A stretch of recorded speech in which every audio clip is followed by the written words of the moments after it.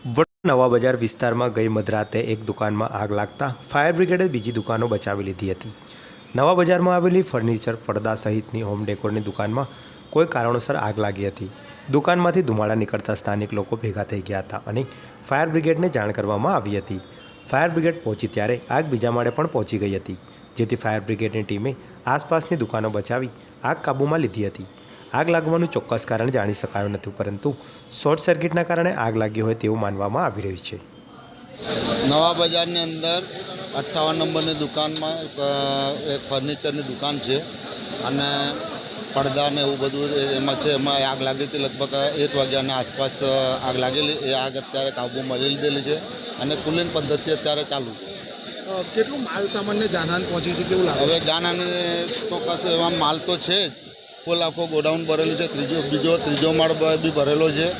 હવે કેટલો નુકસાન થયું અમને જાણવા મળે નથી। આગ કેટલી સુધી ઉપર, કેટલા માળ?